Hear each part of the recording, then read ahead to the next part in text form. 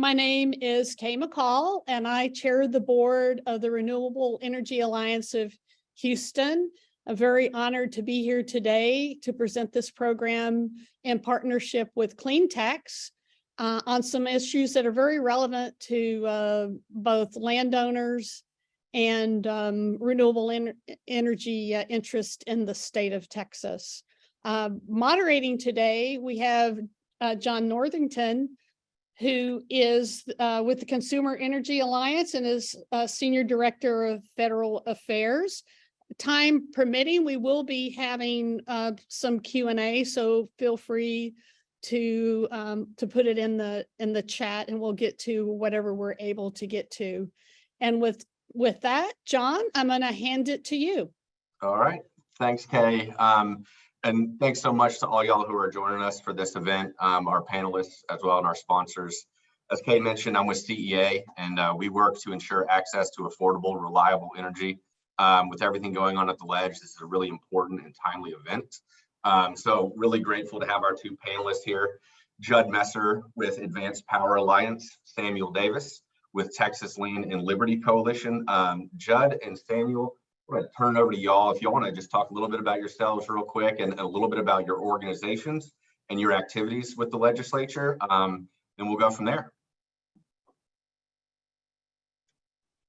Yeah, I'll kick us off. Thank you, John. Judd Messer with the Advanced Power Alliance. I'm based in Austin, and we're an industry trade association that represents wind, solar, energy storage, hydrogen developers, anything clean energy we're involved in. Our group of members is fairly diverse, and we kind of specialize in being the voice of renewable energy in several states across the country that are, say, a little more red and maybe a little more whose members are looking to do more harm than good sometimes. So a lot of times feels like we're fighting the good fight. Good news is we're in a very resource-rich state here in Texas, and a ton of members of the legislature understand the economic impact of our member companies and the resources that we provide to the grid. So yeah, we're like I said, industry trade association, all utility scale, and represent our members at the Capitol, and then of course at the Public Utility Commission and ERCOT. And hey, everybody, my name is Samuel Davis. I'm with the Texas Land and Liberty Coalition. Thank you, Kay, and all the different groups to team up together to have this webinar. So yeah, we're a grassroots advocacy organization. We partner with landowners, community leaders, economic development supporters, and clean energy businesses and your elected officials to promote just common sense policies that are advancing renewable energy throughout Texas, that they're protecting private property rights, and most importantly for us, benefiting rural Texas communities. So we're just looking for a cleaner energy future and rooted in conservative principles. We're a project of conservative Texans for energy innovation. So we really have a lot of synergy between the two, and I really love the groups that are present here today. So excited for a good talk. All right, thanks, y'all. So I want to start out just kind of laying the groundwork. The legislature session is in full swing. Can y'all talk a little bit about what are the important bills to know? What are their positive and negative impacts? Where are they in the process, and what does it kind of look like right now? Samuel, if you want to start, I'm sure y'all are monitoring a lot of the same issues and things, but coming at it from a little bit different direction. So yeah, sure. And to be honest, Judd, I'm sorry to kick it to Judd, but Judd just knows it better. So John, thank you so much. But I think I'm not meaning to moderate over here, but I think Judd, everyone would benefit more if Judd gave the overview, and then I got a little bit to sprinkle in. So don't you worry. There we go. All right. Yeah, I appreciate that. I'm not sure if I know everything, but I know enough to be dangerous. I think maybe it helps everybody on the call, if you're not super engaged in the legislative process, to kind of know where that is generally. So we've got about 31 days to go. So we're getting into the crunch time. As far as the issues that Advanced Power Alliance is concerned with, and that our members are concerned with, kind kind of generally speaking, the renewable energy industry seems to be more of a social issue than anything else right now. It's gotten to be very partisan, obviously concerning for us. I mentioned earlier, there's a lot of great members of the legislature who understand our economic impact, but renewable energy can be a bit of a lightning rod topic right now, and for all the wrong reasons, really. You know, and where these things are moving through the process. I'm going to touch on a few bills, and then we can maybe get in a little bit deeper. But generally speaking, they've all cleared one chamber, but not the other. And we're fixing to get kind of in that deal cutting mode. I know for anybody on the call who maybe isn't as engaged in politics on a daily basis like we are, you think of these, you know, dark back rooms with, you know, cigar smoke and everybody's cutting deals at the last minute and keeping people out of the process. We're a little bit getting into that part of session, to be totally honest with you. I want to bring up a few specific pieces of legislation. The first that I think a lot of people on this call are interested in, and really where we got talking with John and Kay originally, was a Senate Bill 624. There is a House companion, but Senate Bill 624 is the one that, if it continues to move to the process, that will be the vehicle. Senator Lois Kolkhorst has filed that bill, and it's institutes kind of a new permitting regime over at the Public Utility Commission of Texas. Our concerns, I think, are obvious when you talk about permitting wind and solar facilities, but no other forms of generation. And she says, actually, in the language of the bill, that the need for it is based on the need to protect the environment from wind energy and solar energy. Again, resources that emit no harmful gases and use no water in energy production. So I could speculate for days about where this came from or why it's moving through the process, but I'm not sure that's a productive use of our time right now. The point is, this would be a major threat, not just to energy costs for residential consumers across the state. It would hit commercial and industrial consumers who contract for their power on power purchase agreements. And then obviously we think it would have a chilling impact on private property rights in Texas, which again for years have been sacrosanct. And even the bill sponsor, Senator Kolkhorst, has been a champion for private property rights. I worked for a member of the Texas House for a number of years, and she really was the person that we looked to when it came to making sure that the right to own your land and develop it and use it how you see fit was only belonged to the landowner himself. So I might stop there before we go to a next bill. I bet Samuel has something to add on this particular bill. I do, Judd, and it's personal, and I'm not going to add everything you said is amazing, and just everyone just highlight that, and kind of there is all right. So my family partnered with a renewable energy project. We're part of a wind farm project out there in Concho County near West Texas, and if this bill was in place, there is no chance that project would have been built. Our family has already been cutting up the land to sell it off. The economy today, it's volatile, it's unpredictable. And, as my dad says, I can only shear so many sheep, I can only mark so many calves. This would stifle money to rural Texas, which has been the only economic lifeline going to rural Texas. So it's a little personal, because I know that project would not be built. It would be a complete infringement on private property rights. It's supposed to be a conservative bill about wilderness and nature, but like Judd just said, well, then why is it targeting the only energy production source that uses minimal water, that has no air emissions, and that is providing critical revenue to rural Texas? So that's just, I totally agree there, Judd. Yeah, and the bill got a hearing in the Senate. There are some people on this call, actually, I was scrolling through just a second ago, who helped us when it came to the Senate. Our organization organized, 12 or 15 folks, including Samuel, But a lot of developers, we all talked about something different to kind of let those senators know, again, the chilling impact that it would have on development. Other folks talked about private property rights. Other folks talked about the measures that we already take. There's this idea out there that no environmental studies are done, and these are fly-by-night projects, and you can just get out there, contract for cheap land, and put something up without any type of review, and that's just not true. So if you're a legislative geek like I am, it would be interesting to go back for you, I think, and listen to the testimony that was given by a lot of really sharp members of our organization. And so that was really promising in the committee. Once it was voted out, there were multiple members of the committee, including some who voted for the bill to advance to the floor, who expressed concerns.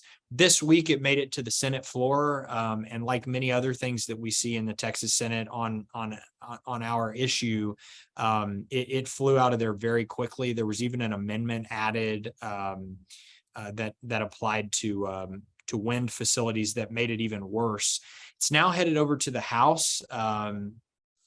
And, 31 days to go, things can move very quickly. And we are remaining as vigilant as we've been the entire legislative session. The good news for us, I think, is that the Texas House is a little more consumer focused. I think they understand the impact that their constituents would have if you start to make cheap energy resources more expensive.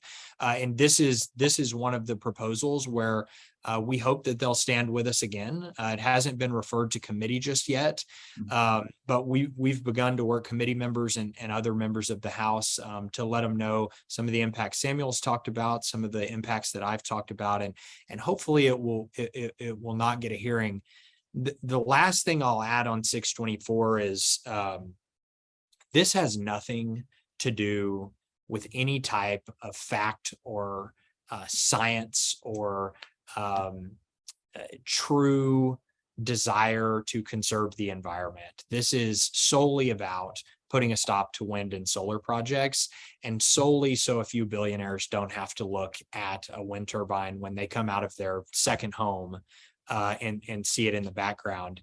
I had a discussion with someone the other day, a member of the Texas House, who told me that private property rights didn't just belong to a property owner, but also to their neighbor who had to look at somebody. That is really dangerous rhetoric that I hope that all of you, no matter rural, urban, or otherwise, understand is absolutely false. Private property rights are not subjective. And I would mention that our developers, some of whom are on this call, they are solely dependent on voluntary contracts and relationships that they make with their landowner partners. There's no eminent domain that our power plants use when they site somewhere. And unlike other forms of energy, they don't get to socialize their cost through some type of regulated rate of return.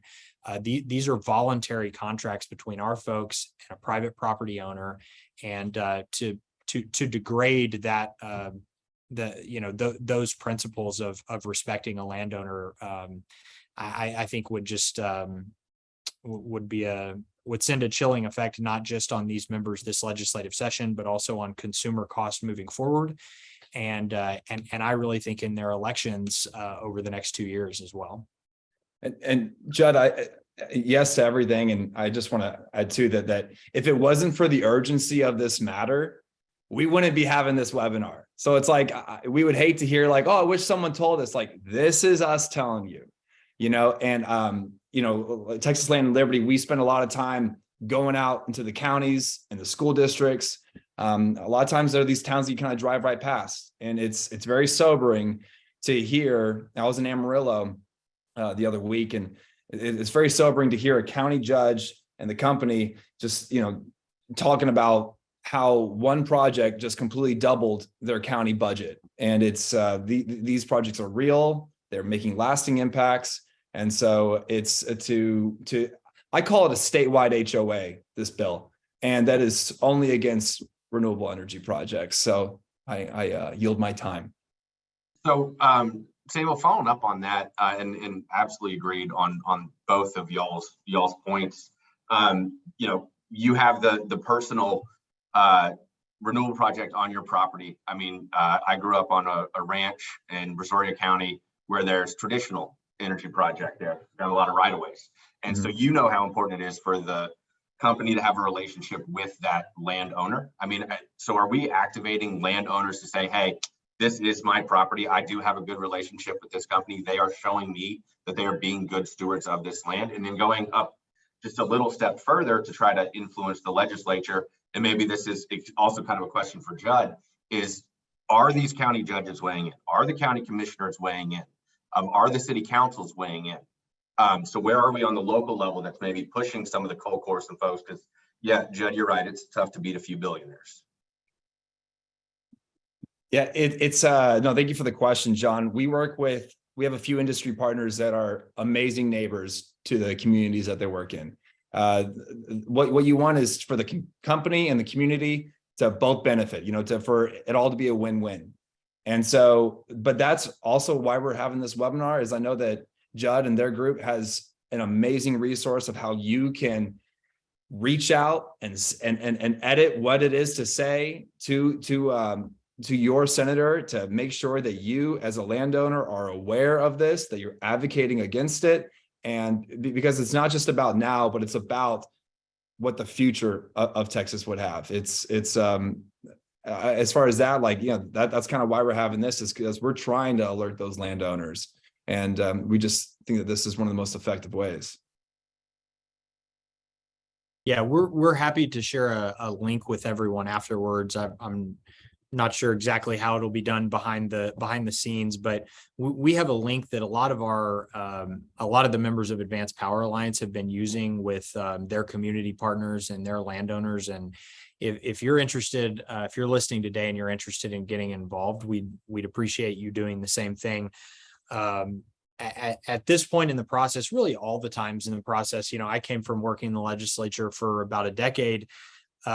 Nothing means more than a constituent reaching out and raising a concern about a certain bill. The story I always tell is, it didn't matter what public education bill was coming up on the House floor. If we were going to vote one way and our superintendent called and asked us to vote the other way and told us that his buddies in the district were with him, the vote changed immediately. That's how important that constituent input is. Sometimes I think people can feel like it's a hill too tall. And, I don't really know how to do that. I don't really know how to get involved. If I call, I won't have enough to say. We put the email together for you, and all you got to do is click the link, type in your information. You don't even have to know who your state representative is. It's going to take your address and send it to your state rep. Like Samuel said, you're welcome to edit our work. It's not something that is uneditable, but we tried to make it as easy as possible for any of you guys who want to do it. If you want to take a step further and you want to call your state representative, or you have a personal relationship with them and you need a little bit more information on the bills that we're talking about, our website, the Advanced Power Alliance, has a page specifically dedicated to Texas, and there's a link on there that says legislative resources. And at that link, you'll be able to see one-pagers that we've used as leave behinds in the Capitol this session. There's a good one there on Senate Bill 624, as well as many other things. Just want to share this out there too, John, is that what we've been telling our industry partners is ask your landowners directly to call. It is very big to hear from a constituent, and it's very big to hear from a landowner who has a project on their property. If industry is on this call, please make that call. And really let your landowners know just how valuable their message is because it's a very special thing to be a host to an energy production for the entire state of Texas. So you really do have a seat at the table. If you're a landowner with a project on your property, or if you're a citizen that cares about it, trust me, you have value in letting that message known. So just want to say, if industry's on here, talk to your landowners. And that's great advice, Samuel. And going back to something that you mentioned earlier, you know, as a Texan who's been in energy and the political game in Texas for a long time, you know, I don't want to speculate as to, you know, kind of why we're having this regulatory regime put in place, or what, you know, what might be behind that. Just to note that it is very out of character. We're not seeing that with other sectors of energy. I mean, part of what the argument for making Texas great as a pro-business state is the ability to bring in business because of the lack of regulation. I mean, I'm not sure if it made it through the Senate version, or if it was SB 624, but you know, there was a provision to notify every resident within a 25-mile radius. So for y'all on the call, just for frame of reference, 25-mile radius to notify every resident is under 2,000 square miles. For context, Rhode Island's area is 1,545 square miles. So if you can imagine any infrastructure project or real estate development having similar burdens placed on them, no project would ever get built. So if the argument is going to be from them that we are introducing these regulations for environmental reasons, and we've heard some really good suggestions from Samuel as well, you know, what are some of the other arguments? Because Judd, you were getting to this before. The cost to Texas taxpayers, to ratepayers, to consumers is going to go up if this is enacted. So, you know, what more can we do there? And do you want to talk a little bit more about the cost and the consumer side of some of these provisions? Yeah, I'd be happy to. I didn't know that about Rhode Island. I wish I would have included that in our one pager. That's a good little zinger there. The other thing I would add is the 25-mile notification, which was taken out before it was voted out of committee. But to put it in context, again, if you're going to TCEQ for an air permit as a thermal generation plant, which, let me be very clear, at APA, we do not advocate against natural gas power. It is not something we do. But to pull a permit for a facility that actually pollutes the air, all you have to do is post it in the newspaper of greatest circulation. One ad in the newspaper of greatest circulation. They were asking us to do 25 miles and a town hall wherever it was requested, plus a ton of other things to local officials. They took that out. What they put in was that for wind facilities, this was put in on the Senate floor, for wind facilities, there would be a 3,000-foot setback from each turbine. I can tell you all, and some of you who are on this call are developers, there would be no wind energy built with a 300-foot setback. You would have to go to every landowner within 300, or excuse me, 3,000, not 300, 3,000 feet. And every landowner within that 3,000-foot area has to give you a permission slip to develop energy on your property. It's just not right. It's not something that we do in Texas. It's not something that our legislature believes in. You asked about cost. We had a study commissioned along with Texas Association of Business and a few others, or I guess it was Texas Association of Business and actually CTEI, whose Samuel Group is a product of. The suggestion is that with the inclusion, or not the suggestion, the finding is that with the inclusion of renewable energy in the mix in ERCOT, Texas ratepayers saved just under $1 billion a month in 2022 alone. That's a number that would be even more, and we don't need to go down this path necessarily, but would be even more if a lot of power was not constrained behind what is an insufficient transmission infrastructure. Again, we don't have to go down that path, but we're fighting to get more transmission lines built. They're telling us it's CREZ 2.0. And every time that I hear CREZ 2.0, it's followed up with somebody, a legislator who says, you know, it was a boondoggle just for the wind industry, and we spent $8 billion on that. And I'd say, well, it cost you $3 billion in transmission congestion last year alone. On this path, we're paying exponentially more for insufficient transmission than we did for the CREZ lines. And so, you know, I saw a question in the chat earlier. I've just brought it up for a second, and it's, you know, what are the actual complaints for opponents of renewable energy? And I really have yet to find very many. The one thing that when I started this job, my boss, Jeff Clark, told me that I'd never be able to come up with an answer for, and he's been right, is that someone doesn't like to look at something. And I really think that's what we're dealing with, combined with people are against my folks a lot of times just because the federal government's for them. And I know that sounds silly, and it probably seems like, it can't be that partisan. You can't fight it that much. It has to be something more than that. It really isn't.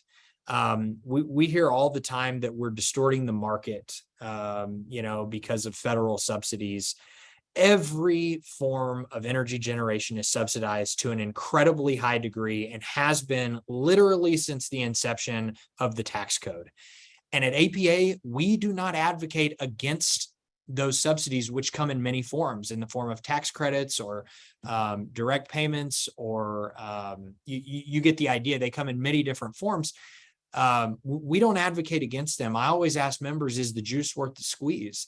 And is the juice worth the squeeze to subsidize some portion of oil and gas costs in the Permian and the Delaware Basin? Hell yeah, it is. It's growing our Texas economy. It's creating jobs, and we're trying to ensure that the world is more dependent on us than they are on Russia, something that's hitting particularly close to home right now. When you ask me, is the juice worth the squeeze to incentivize some clean, affordable power? Hell yeah, it is. There are people all across the state who are struggling to decide whether they're going to pay for power that month or whether they're going to go to HEB one more time. And what my folks are doing, the members of Advanced Power Alliance, are creating cheap power that drives down the cost of electricity, and they're creating clean power, which is not only good for the industries who purchase it, but also for my future kids and Samuel's and John's, and hopefully our grandchildren and all the people that we love, to have a little bit cleaner air and a better environment to grow up in. And so I'm on my soapbox a little bit, and somehow I got talking about subsidies because that's kind of what our opponents talk about a lot. But the idea that it's just us and it's not worth it, just fires me up. No, I mean, it's all right. It's accurate. And I'm glad y'all are on top of it, and Samuel too. I mean, I know we're running a little short on time, and there's a lot smarter people in the audience asking questions than me. So I am going to stop talking now. I was going to go kick it over to Kay to get to some of those questions if we can. Sure. Thanks, John. We've got a lot of questions, and I'm trying to kind of group them together to see if we can pick up a few in one question. One theme in the questions is whether there's anything that relates to offshore wind in any of the legislation. And I think I know the answer, but I'll let the experts actually give the real answer. That's you. Yes. Yeah. I don't like being called an expert. I'm not sure I can live up to that. Offshore wind, two bills that I'll bring up. One that we supported just a few weeks ago it's just a study bill, but it's something that the legislature hopefully will look into over the interim. It's a study on offshore wind supply chain, what we can do to attract manufacturing for offshore wind here in Texas and how we can help grow the industry. Really positive bill. I think if we can get it through the Senate. It was not an APA priority, but something that a member of the legislature filed. That's House Bill 4734. House Bill 4734. There was also a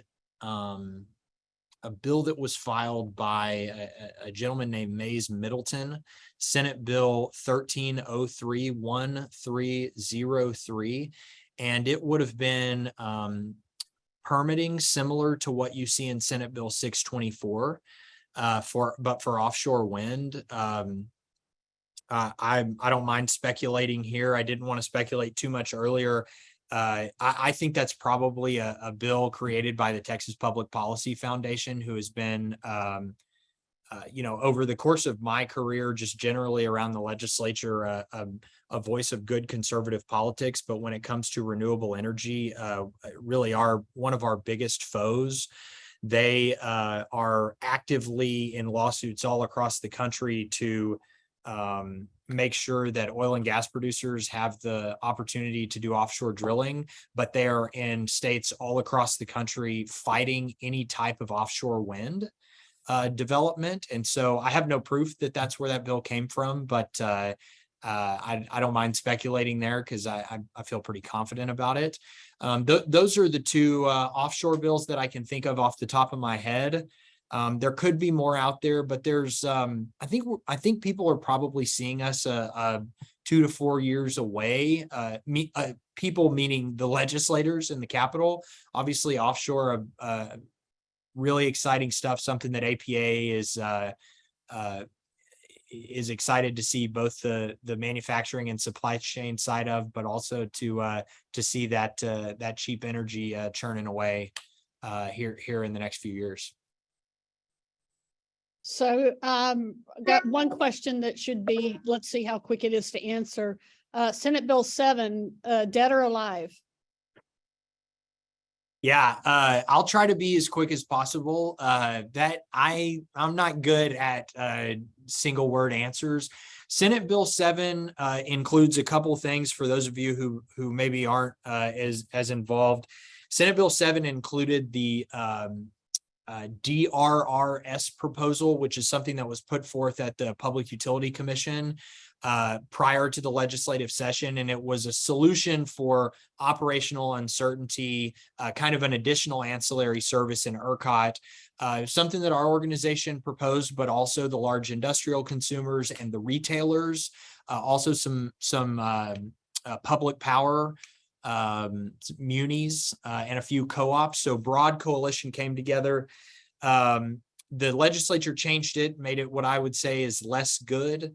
But the real poison pill was they put in some really discriminatory cost allocation provisions that they say would allocate cost of the new services to everybody.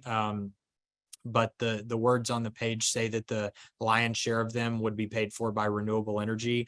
To give you an idea and to let you know, it's not just me saying this stuff. The ERCOT CEO testified in the Senate Business and Commerce hearing, and when asked about the cost allocation in Senate Bill 7, which is also included in Senate Bill 2012, he called it a tax. He said it would drive resources out of the market and increase costs for consumers. This is punitive public policy that is bad for consumers of all sizes. I like to have a good time. I like to give people the benefit of the doubt. This is not one of those situations. This is bad for consumers of all sizes, and the cost allocation provision from Senate Bill 7 needs to die. There are some things in Senate Bill 7 that we could live with, maybe with some slight changes, but that part needs to die. I mentioned 2012. That seems to be the vehicle that is moving not only through the Senate, but also has been voted out of a House committee. 2012, generally speaking, puts some guardrails around the performance credit mechanism that the Public Utility Commission has put forth. And the Senate suggested that one of those guardrails should be that same discriminatory cost allocation from Senate Bill 7. They put it in 2012 as well. And when it came over to the House, they took that out. And so another talking point, if there's anybody on this call who has a personal relationship with a member of the House, or even a member on state affairs, the Speaker of the House, the Texas House has been pro-consumer this entire legislative session when it comes to how we view any market design proposals in ERCOT. And with the last 31 days, we need to make sure they know that we appreciate those efforts, and that Texas consumers, again, of all sizes, are counting on them to stick in there with them. Sorry, Kay, I did not go short. No, now what I'm doing is I'm scrolling through all the questions and trying to figure out which ones have you not touched on at some point in the answer, but we're getting down to where we're to our final question anyway. And so it's a little bit hard to pick, and I apologize to the people who asked fantastic questions that we weren't able to get to. We're close to 30 questions. We just can't get to them all. And so somebody asked a specific question related to the major differences between SB 7 and SB 2012. So that sounds like a Judd question to me. But that's a Judd question. Yeah, they're really quite different. But I think the key takeaway, they really accomplished totally different goals. As filed, one was and I'm gonna use the legislators' words here, not so much mine, but 2012 was really trying to drive long-term resource adequacy, get more resources in the market, and run alongside the performance credit mechanism that we've seen over at the Public Utility Commission, where Senate Bill 7 was really more focused on those times of greatest need where you see some high demand, low supply on the system. So they really accomplished different goals. But the one takeaway is that in both of those bills, the Senate had that discriminatory cost allocation that would basically shift all the cost over to renewable resources. The House does not have that provision in those bills. So it's hard for me to kind of go line by line and give you the differences, but I think your key takeaway should be the House has stripped out that discriminatory cost allocation. And the Senate kept it in there. Both bills are trying to drive more dispatchable thermal generation, and it's really kind of a disappointing premise because even the folks that the Public Utility Commission hired to study these things said, look, it's better for consumers if all resources can participate.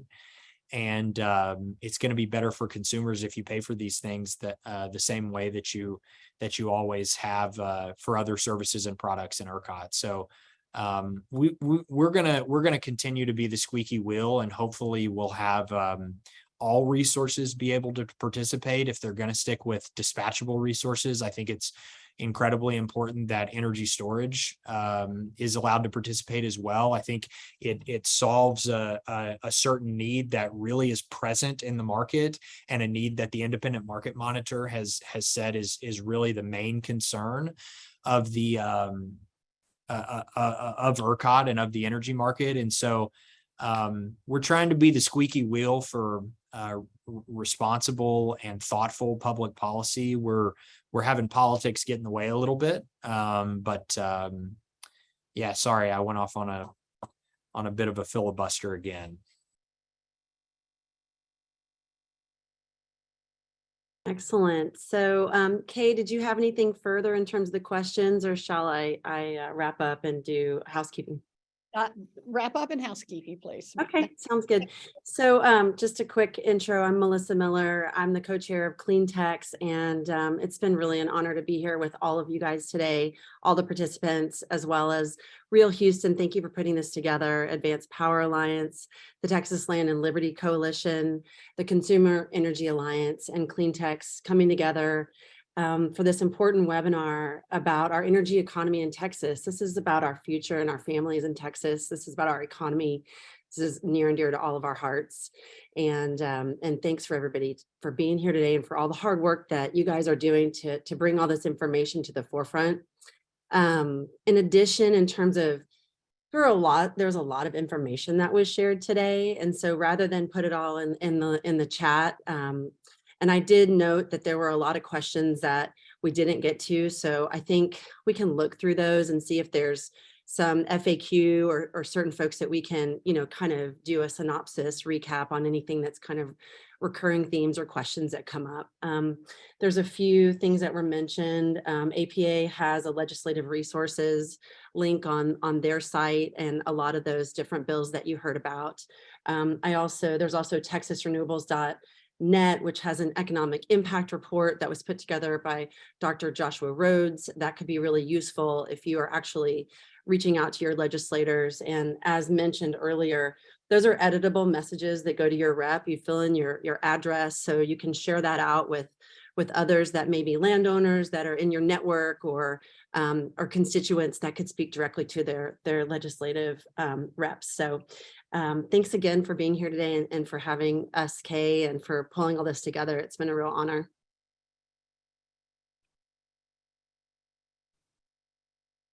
Thanks, everybody. Bye-bye. Thanks, team.